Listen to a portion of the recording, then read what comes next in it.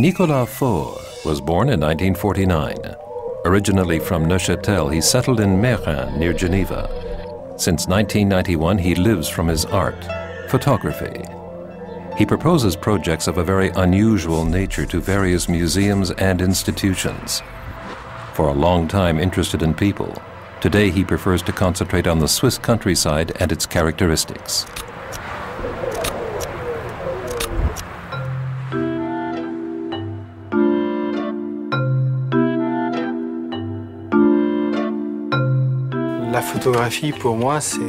For me, photography is a way to express an attitude which I've had since I was small.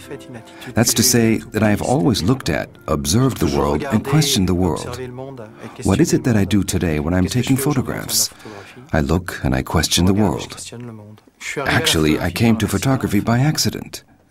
I didn't want to become a photographer. It's really by chance. I wanted to travel around the world. At 20, I set off to see the world, to question it, experience this world, and learn to live with it. And a friend gave me a camera because I was not interested in photography, and all of a sudden, I finally understood that there was potential here, a very interesting idea.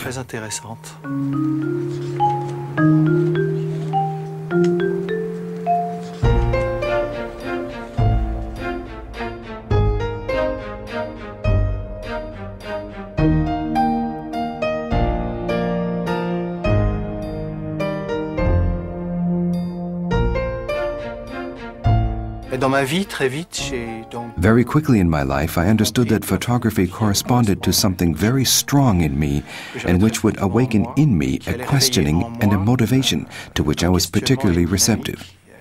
That of looking, of wandering, and traveling. Everything that I liked, and that I obviously still like.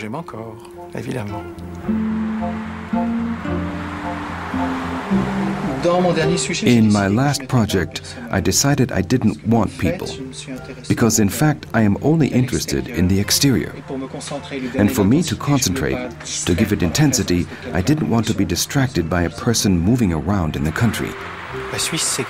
Switzerland is like a huge estate, a huge garden, a huge studio for me. First of all, it's true, I was born in Switzerland. I mean to say I have links. I have many emotions regarding this country because I grew up here. Many questions. And one day I heard it said that a curious person is happy to live all his life in his garden or his room. And I think it's true. Switzerland is much too big for me.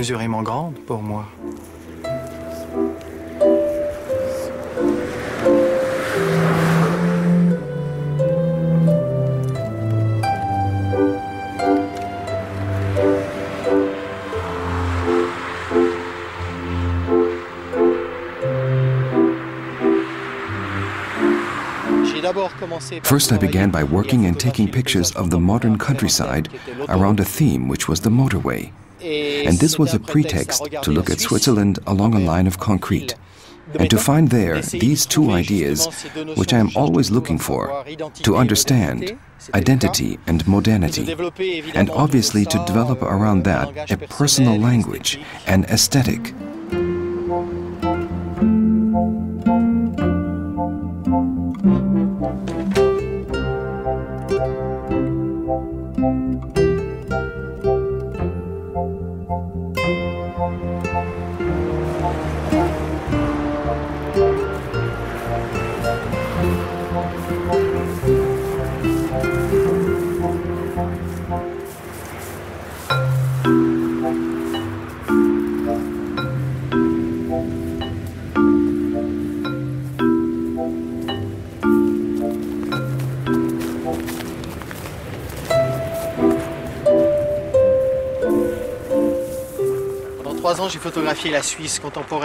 For 3 years, I photographed modern Switzerland seen from the motorway, and I came to the conclusion that there was a theme within a theme, which was regional planning, a countrifying of the motorway, which interested me.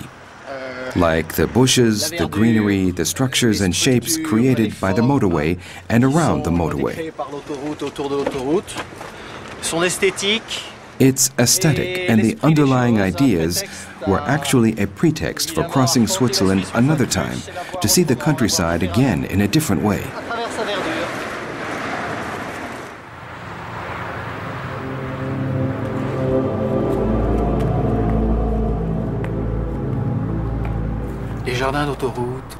The gardens of the motorway, you think you see them every day. I think it's really in the subconscious. When you drive on the motorway, there is a sort of monotony which takes over, and the countryside unfolds before our eyes. You see the landscape, but you don't look at it. My task is to look at things, define them, think about them, and to give them expression. And then what fascinates me is that everyone uses the motorway, or at least a great number of us use the motorway, and some of us take in subconsciously this landscape unfolding in front of our eyes. And certainly very few of us think what this landscape is for. It's fantastic for me.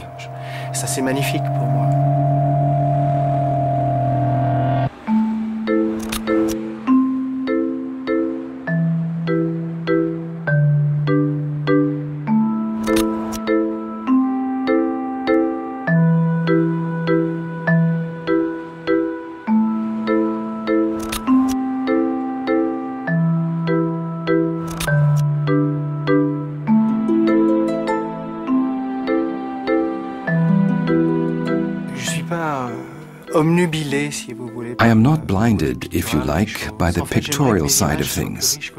Actually, I would love the pictures to be deeper than that. That's to say, they also pose questions on another level, apart from the aesthetic point of view. It's not just a pretty or beautiful experience, it's also the why and the how. And through photography, obviously you have a special chance to revisit, to see things again in a new light. You fix them, they're frozen, but you have time to think about them.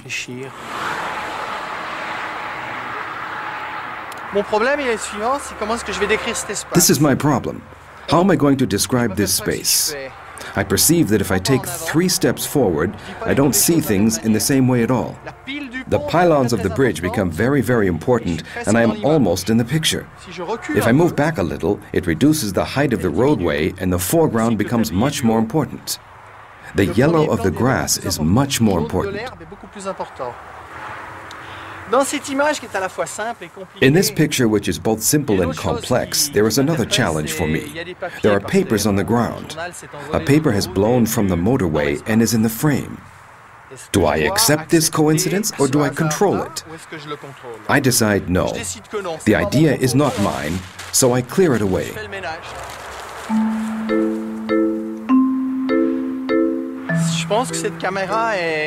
I think that this camera is a particularly precise tool. It's because it allows me to keep the right perspectives, the straight lines which give everything a certain stringence.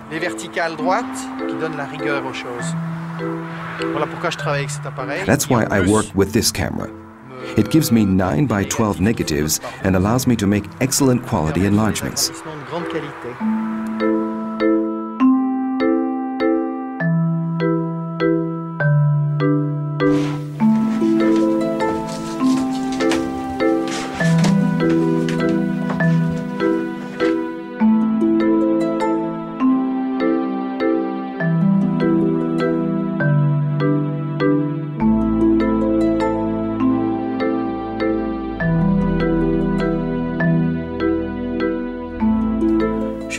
I don't use numerical techniques because digital images are not good. I stick to the negatives. I'm still with the traditional method for quality reasons. I put all my effort and concentration into still being able to use the traditional method of printing. It still works, but when the numerical has more advantage, more beauty, more flexibility, I'll use it. It's not there yet. And when I have done all the retouching, these little marks, all the smudges, the photo will appear clear, in focus. Perfect. This is what I look for. I always try to keep a certain control over my work until the end. Actually, it is maybe here that I dig too deeply. I tend to do too much, that's for sure. It's just how I am, how I try to do things. C'est comme ça que j'essaie de faire les choses.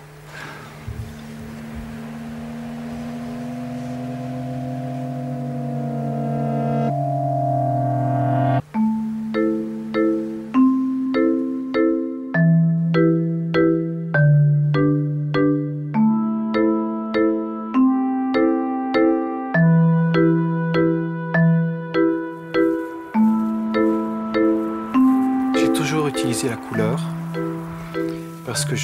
I have always used color because I see, I feel all my emotion, and my thoughts are expressed by color.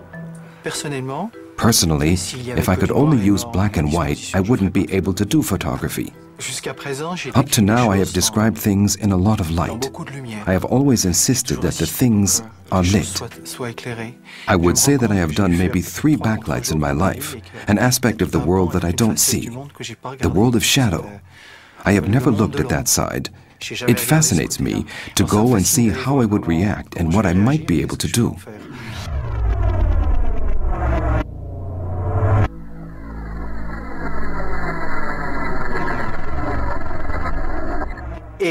And I am really fascinated by certain other values, like romanticism.